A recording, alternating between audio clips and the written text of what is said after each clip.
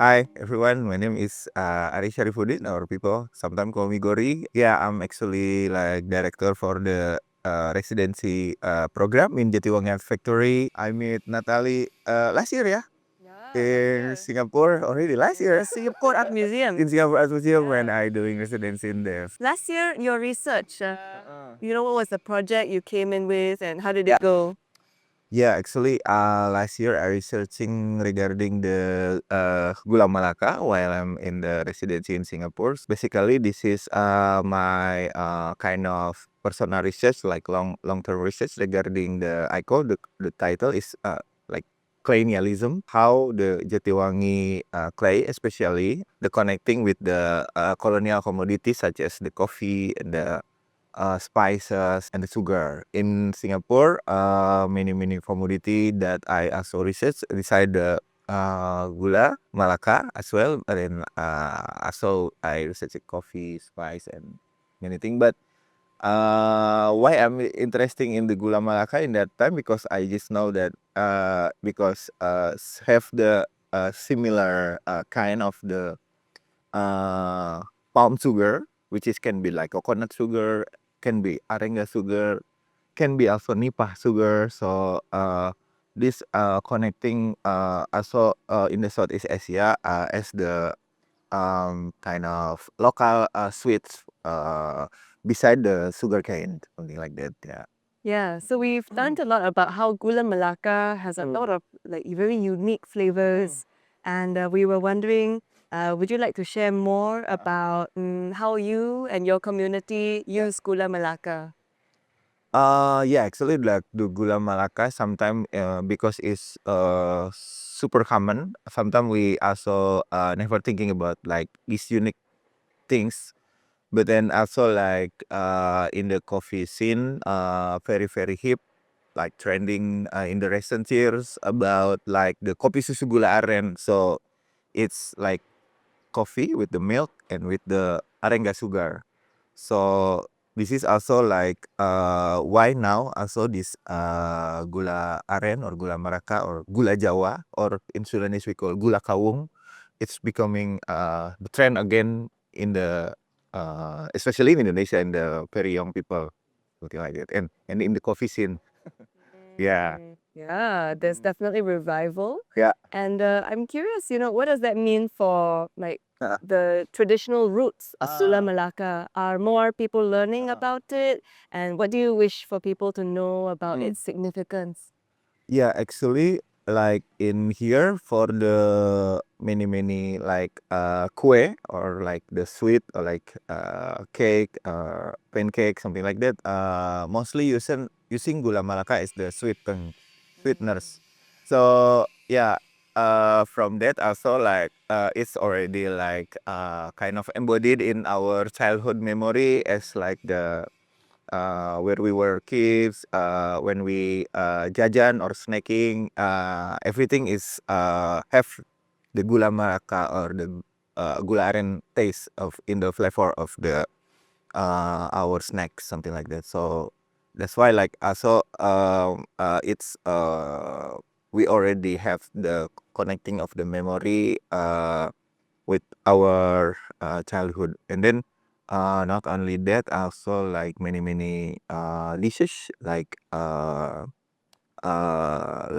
salty food, also using the gula melaka to balancing the taste, something like that. So it's like from the rendang, gado-gado, many dishes, also karedok. It's using gula melaka as the MSG kind of things to balancing the taste. Yeah. So Yeah. over the past couple of days, we've had a lot of different food, and we saw so how Gula Melaka is so Yeah. important for Yeah. like the nongkrong and for Uh-uh. everyone to feel good together and come together as a Yeah. Yeah. community. Mm-mm. Yeah. So normally the people who use the Gula Uh-uh. Melaka, the ones cooking, Uh-uh. who are the people who will cook with the Gula Melaka? Yeah, actually, like yesterday we visiting the Sunda community. They are actually have very unique way of using the gula melaka. They actually like uh,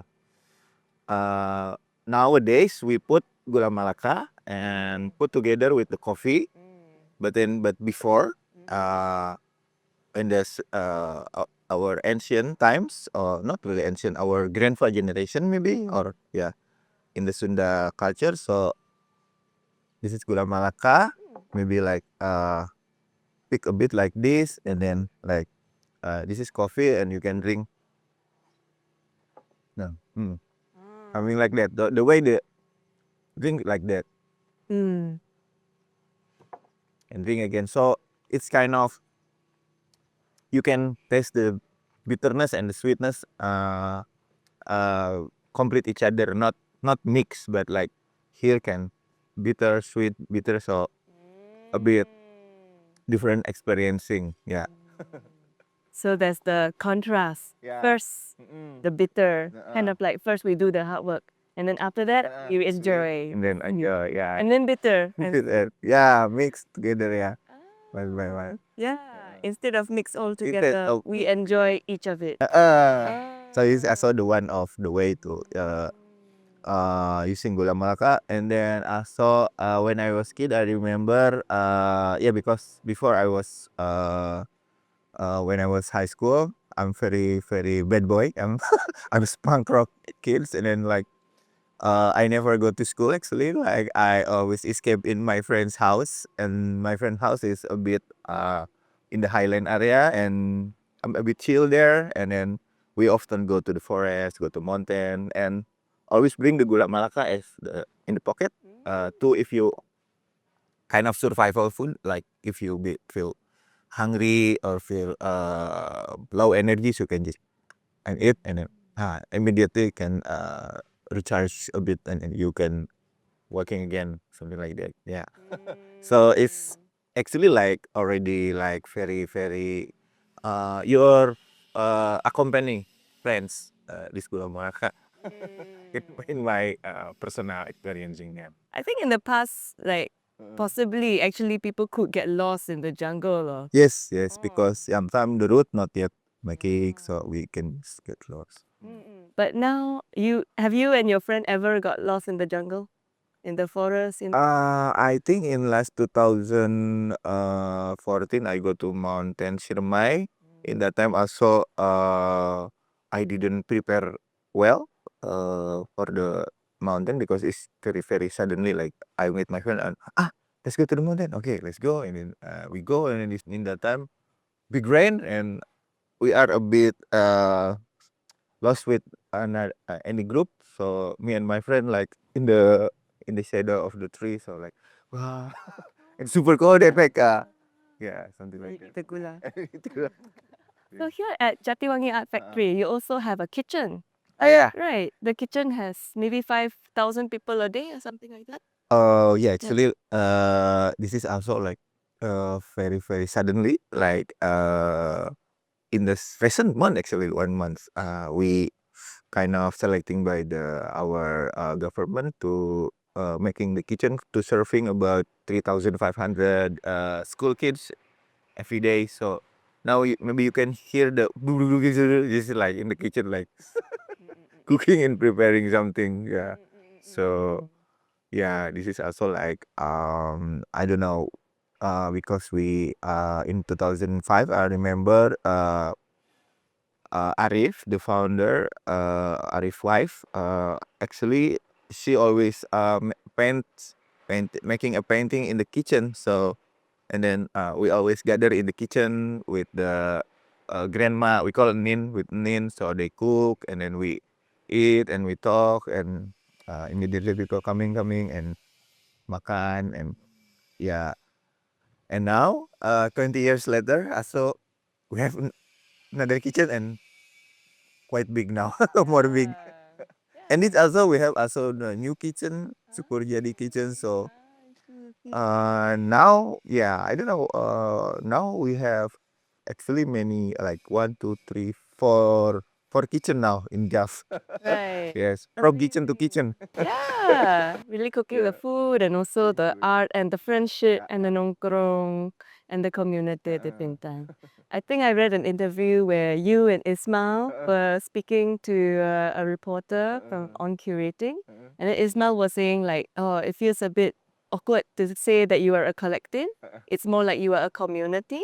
Would you like to share your thoughts on this? Yes, actually, because in here, actually in Jatiwangi Art Factory, we don't have a door. You can see like everywhere. You can just enter, and neighbors everywhere just coming, and then maybe because also we are already natural born collective from the kids. We already collective making the maybe the gang with the friends, and then like actually Indonesian people is very afraid of being alone actually maybe.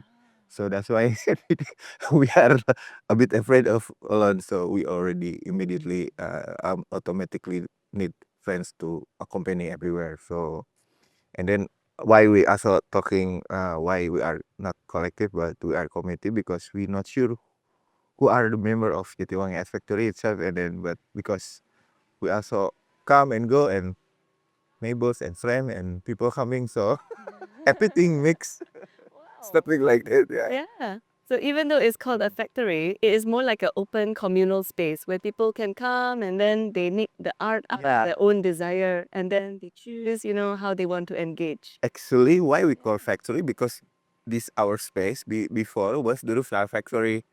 As simple as that. So, And I mean, you are doing amazing things. Like later on, you have the Jatiwangi Cup. yeah. Your way of including the roof tile factory. Yeah, could you share more about how Jatiwangi Art Factory maybe works with the citizens of Jatiwangi? Yeah, because actually Jatiwangi is since 1905 actually already producing roof tile in 400 years.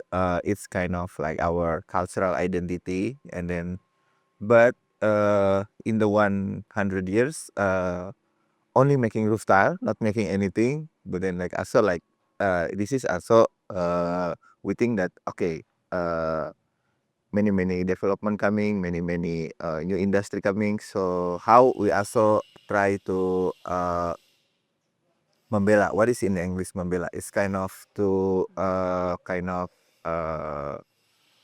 preserving. What kind of preserving maybe of the our roof tile industry as the our cultural life. So that's why we're making many event like festival like rooftop music festival, and then also we're making the kampak genteng, we call it ceramic music festival, and the binaraga jebor, which means we call bodybuilding championship for the rooftop workers. So we invite all the rooftop workers who usually they are very like unseen, but one day we're making the stage to them become a rock star. So how it feels to be rock star for them. So it it's also like we are intending to making any other confidence things to the like the let's say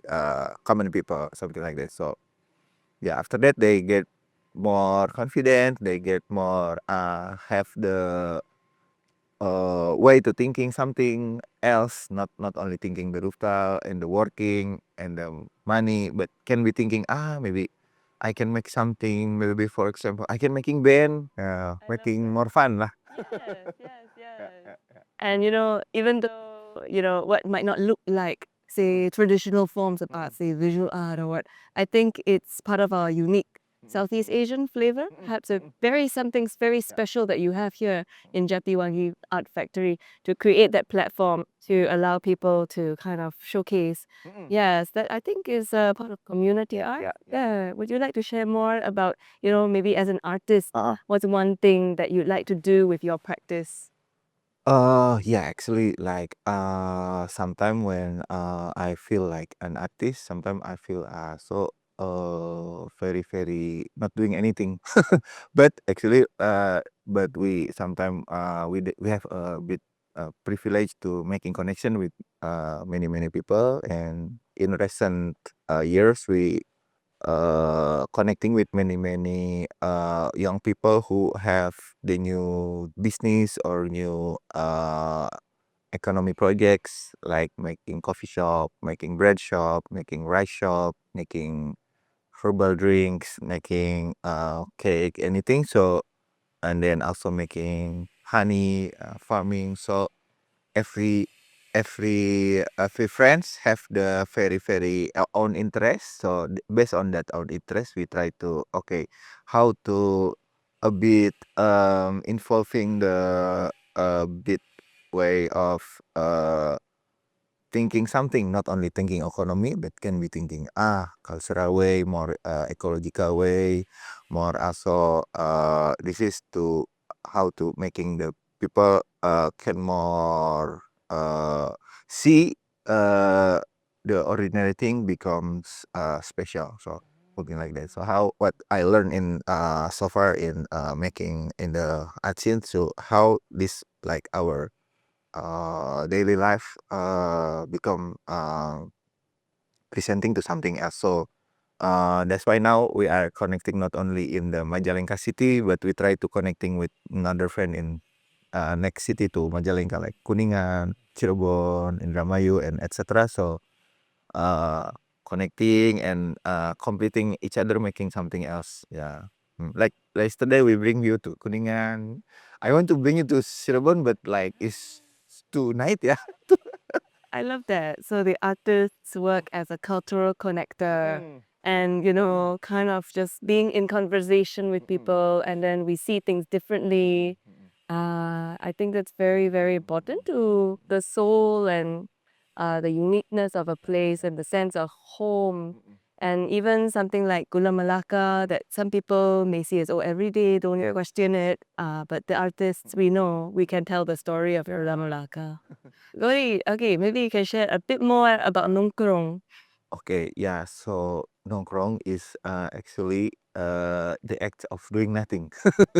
So we can just like sit down or chill everywhere with snacking, with coffee, with everything. But actually, this is like also like our way to making connection with every friends in like new friends or new people. So that's why like I think nongkrong also is like our cultural activity as the uh my experiencing as the also like when I was young, when I was kids, like but now I am right in the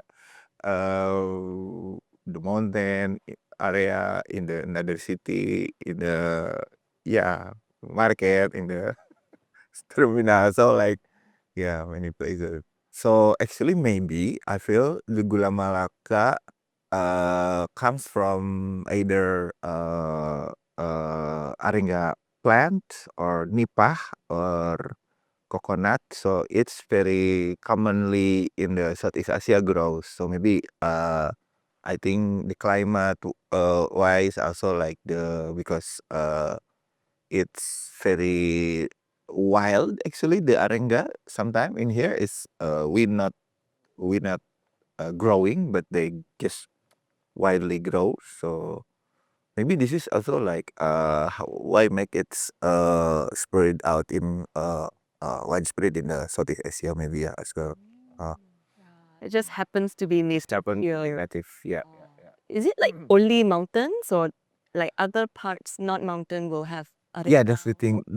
In the mountain, the arenga plant as the gula aren, and in the beach side we have nipah plant. So and the interesting thing is nipah is near the beach, so the sugar, the taste is also a bit salt. So because maybe I think I don't know, maybe they absorb the water from the sea as well. So it's a bit reminds me to the salted caramels, the taste. So it's a bit salt, sweet, slightly salt. So a bit like very unique flavor. You can find maybe nipah. I have and you can taste maybe. Yeah, we tried that earlier, Yeah. the first day, I think. Yeah. You have friends staying at the beach? Yes, in the Pangandaran and now in the Subang area, in the Pondok Bali cities, a village. So now we also trying to with my friend to thinking to okay maybe let's find more the artisan who like also making the gula nipah, like that. Yeah. So, Ritual? Do we use gula ritual, melaka for yes. ritual? Ah. Actually, we have in the Sundanese term called susuguh. Susuguh is like offer, like we put like a piece of the gula, maybe like the part, and then maybe this part, and then we have the cerutu. Cerutu is like the cigarette, and then coffee, and then some snacks, and then this put in somewhere sacred places. So this is kind of our culture for the offering to ancestor, something like that. Yeah, we maybe in Chinese also have, yeah, because when I was in Singapore, I saw many offers in the front of the shop, Chinese shop, something like that. Yeah. And temples also have. We use more of like the cake. Okay, The yeah, gula melaka. yeah. Here we gula melaka and gula batu actually. We Batu. have two kinds, gula melaka, gula batu. Also betel nut, like we call suruh, and coffee and smoke and some fruit as well. So we put in the sacred place. So yeah. On a particular day or every day or every... I saw in every day, maybe not every day, but I oftenly saw in maybe in the forest, in the mountain, but mostly in the for have like with a special day ceremony or something, or the memory day, something like that. Yeah. Special days for the Special day for the ancestors. ancestor. I see. Interesting. Also in the graveyard next week, yeah, sometimes. Yeah, I read that the Sundanese have their own form of religion, although many people also kind of at the same time Islam. Yeah. Mm. Like in West Java, we call Sunda Wiwitan. Mm. Like kind of when we in Java, we call what to in Java, yeah. It's kind of like that, yeah. So have like the indigenous believers. That's why the offer always put in the like forest, because this is intentionally they want to make the forest as the hutan larangan. Hutan larangan is the sacred forest. So sacred forest is actually people a bit scared away to making destroy it or making something bad in that forest. So this is also our ancestor way to preserving this forest that is just as it is, as it is a forest, not making cut the tree, not something like that. So and then it's still happening until now. So this is I find that actually this is like our ancestor very clever to make this as the both cultural way or mystical way, but also in the same time as the preserving the forest. Something like that. Yeah, I think it's very important. Yeah. Yeah, to have that sacred place for everybody, and then we have that nature. Yeah, we preserve that nature. Yeah. And we also, in a sense, like understand we humans are smaller than nature. True. Yeah, we're part of it. Yeah.